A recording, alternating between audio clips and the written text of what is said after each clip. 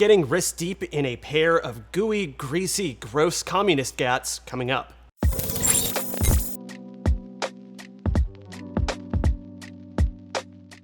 What is up, guys? My name is John with Pimp Out Tactical, your definitive source for gun reviews, gear guides, and all things that are gooey.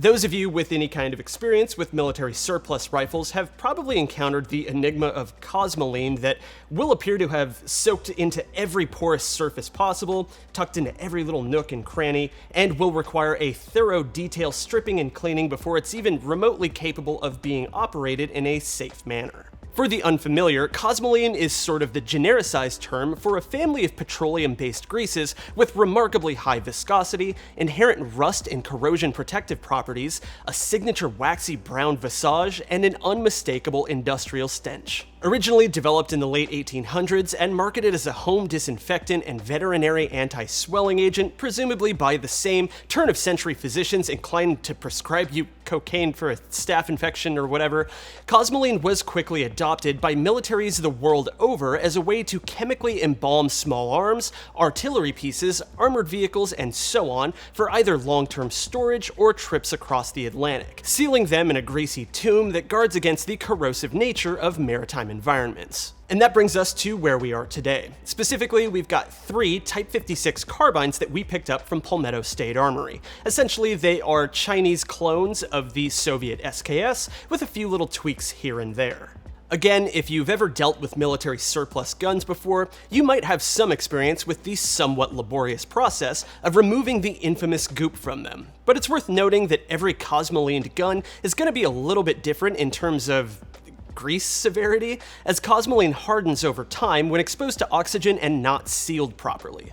In our case, 2 out of the 3 Type 56s that we received were sort of in that latter category of goo-boundedness, in that they had multiple pockets of hardened grease nuggets that are just really resistant to solvents, kind of tucked away throughout the entire firearm. Be that as it may, no matter how severe your particular Cosmoline buildup in your personal firearm may be, your general approach to degunking it is going to be roughly the same. So, let's do it. First off, you're going to want to disassemble the gun down to a level that you're comfortable with. While really bad Cosmoline buildup might require a few steps further than a field stripping for whatever rifle you're working on, with the Type 56, we broke the guns down into the main field strippable components: the rifle stock, the barreled action, bolt carrier assembly, trigger assembly, magazine, op rod, etc. If you've lucked out and scored a surplus rifle with some relatively light Cosmo packing, you can probably jump ahead to cleaning the individual components right then and there. But for us, step 1 was wiping away what external grease was easily accessible with some basic shop rags. Don't worry if you actually can't get to a lot of the grease quite yet, you should just consider this an initial pass that will make the overall cleaning a lot easier later on. From there, if you are working with any kind of wood components, now is the time to separate them from the rest of your parts and throw them in a trash bag. Because of the general porous nature of wood, even wood with a supposedly sealed finish, chances are pretty good that Cosmoline has managed to penetrate the wood fibers themselves and are actually locked within the wood, so you kind of want to make the gun sweat it out if that makes any kind of sense. Luckily, Cosmoline melts at anywhere from 115 to 125 degrees Fahrenheit, which makes it susceptible to environments that also kill small children and pets when they get locked inside minivans. So we'll go ahead and simulate that by tossing it in a trash bag and letting the angry heat orb outside just do its thing. From there, we like to take all of the small components and run them through a nice sonic cleaner bath to free up some of that hardened gunk that's worked its way into all of the small spaces, like that between the coils of the various springs, which gives us a head start on polishing those bad boys up later.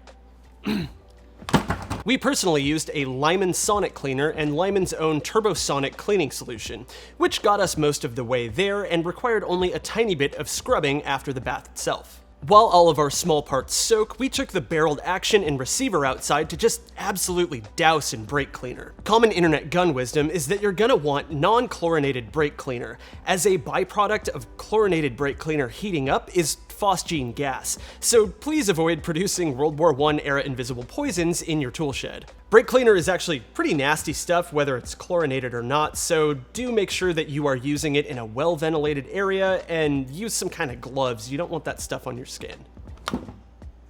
Depending on how much hardened buildup you've got, it'll probably take you a few cans of brake cleaner to get everything loosened up. We wound up using about 3 cans of cleaner total per rifle, using a general kind of spray vigorously and begin wiping down method. Once you've got all of the surface Cosmoline more or less handled, you're gonna want to really get into all of those little crevices and corners where any residual goo might still remain. For this, we kind of found that Q-tips were the most useful, but they are a bit tedious, so throw on a podcast or something, you're probably gonna be here for a while. With that out of the way, spray a shit ton of brake cleaner into the barrel and gas port as well. Then use a bore cleaning brush to ram all of that nasty ass gunk out. This is obviously going to be one of the more critical parts of your Cosmoline cleaning voyage, as any residue buildup you don't address is going to negatively affect the accuracy of your rifle once you get it out to the range. We used our same 30 cal bore brush to ram out the gas tube as well, and while it's not as critical to get that part as sparkling clean as you probably want your barrel, it is still pretty important to make sure that you don't have any obstructions in the cavity that your piston sits within. At this point, you can check up on your sonic cleaner parts and see how they're doing. In our case, you might need to run the gadget a few more times to really penetrate that crud, emptying your disgusting Cosmoline soup as you go along, but it's a background process that you can mostly leave alone outside of hitting the timer again once it's finished around. Because of the free-floating firing pin design found on the SKS, if any sort of gunk gets into that channel, you run the risk of the firing pin becoming stuck in place, and if left unaddressed, that can cause slam fires. You don't want that. Once you've got your barrel and your receiver assembly cleaned up, you can go ahead and check on your sweaty wood boys, which, if you've left them outside for a few hours, should have leaked out a lot of that Cosmoline that was locked inside the porous wood fiber. We used shop rags to wipe away any of that Cosmoline that leaked out to the surface and followed it up with some goof off. There are actually a few different types, I believe, but this is the one that is safe to use on wood and is going to clean up any of that sticky residue that remains once you take another pass at the Cosmoline. Once you've unslimed your wood, go ahead and return to your sonic cleaner parts, kind of give them a visual once-over and make sure that they are more or less good to go. And if you've got any remaining hard spots that still need to be dealt with, just tackle them with the brake cleaner and Q-tips. Really get in those little spaces, get that gunk out. Reassemble the gun and perform a dry fire function test to make sure that everything looks and feels okay, and from there you're basically done. You did it. Wow. So there you have it. You can consider this a very basic overview on how to tackle Cosmoline in a variety of military surplus rifles, including those who will not stand up no matter what sort of Chinese communist chest rigs you put underneath them. It's worth noting that you can probably get a lot deeper in terms of cleaning than we did here because of the sort of thrash nature of these guns. We didn't really bother. Our kind of primary focus was just making sure that they will fire and operate in a safe manner. Swear to God. As is to be expected, once we actually got them out to the desert and fired them, there is going to be some residual Cosmoline that's gonna leak out from places that you probably didn't have access to while you were cleaning it as the gun begins to warm, and also is 105 degrees out in the desert, so that provides the perfect temperature for it to just leak all over your hands. So be aware that that's gonna happen. We hope you found the overview helpful, but if you've got any super secret Cosmoline removal tips that you absolutely swear by, go ahead and yell about them in the comments. You're gonna do it anyway. Alright guys, that's gonna do it for us today. Thank you so much for watching. If you enjoyed that content, this content, any content, go ahead and subscribe to the channel as we've got lots more on the way. Once again, my name is John with Pimp Out Tactical. We will see you next time.